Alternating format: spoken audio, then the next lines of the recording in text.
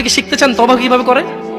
খুব সহজ, কোনো হুজুর লাগবে না, কোনো কোরআন খতম লাগবে না, কোনো কাউকে দাওয়াত দেওয়া লাগবে না। দিন হতে হবে জরুরি নয়, রাত হতে হবে জরুরি নয়, নামাজের সময় হতে হবে জরুরি নয়, জরুরি নয় ওযু থাকতে হবে। তওবা এখন এখানে করা যায়। তওব মানে রিটার্ন, তওব মানে কি? রিটার্ন মানে ফিরে আসা। ধরেন একটা লোক জিনা করে, সে বলে যে না আস্তাগফিরুল্লাহ, আল্লাহ আমাকে ক্ষমা করুন, আমি আর জিনা করব না। এই লোক তওবা করেছে। লোক কি করেছে? এরপরে সে যে তওবা করেছে এটা প্রমাণ হবে কিভাবে? সে যদি আর কোনোদিন আল্লাহকে ভয় করে জিনা না করে। বুঝে আসছে না? আসেনি? মদখোর বলল যে না আমি আর মদ খাবো না, কেন? আল্লাহ এটা অপছন্দ করে। তো এটা কিভাবে মানে তওবা বলে গণ্য হবে? যখন সে আর এই কাজ করবে না, যখন সে আর এই কাজ।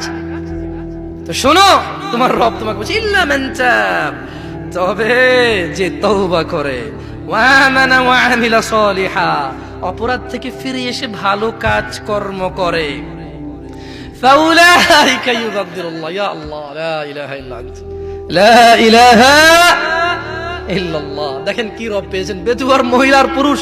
কোরআনটা পড়ো, দেখো কি পেয়েছো, কার থেকে দূরে।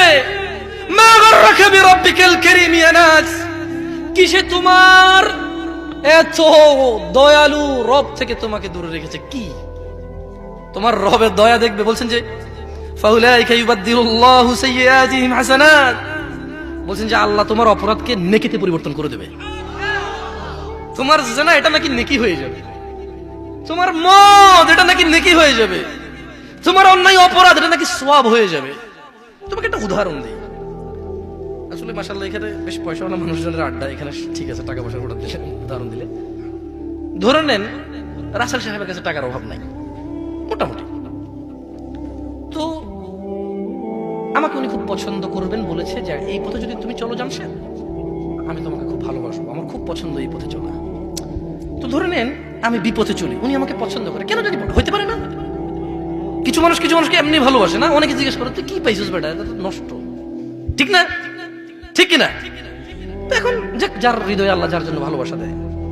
তো আমি খুব উল্টাপাল্টা চলাফেরা করার পরে একদিন ধরেন কোন একটা কাজ, জায়গা জমি সব বিক্রি করে একটা ভিসার ব্যবসা শুরু করছি। আর যেই লোকের সাথে শুরু করছি ওই লোক আমার সমস্ত টাকা পয়সা যা আমাকে দিয়েছে সবগুলো ধরেন 10 লাখ টাকা জাল টাকা দিয়েছে। কয় লাখ টাকা জাল টাকা দিয়েছে?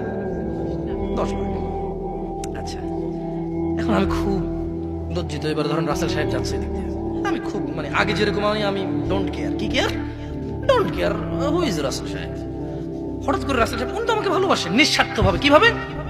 আল্লাহ আমাদেরকে কিভাবে ভালোবাসে মনে রাখবেন কি রব পেয়েছেন। এবার রাসেল সাহেব আমাকে বললো যে কি জামশেদ কি হলো, কি হুন্ডা কই, বাইক কই, গাড়ি কই, হ্যাঁ তারপরে ব্যাস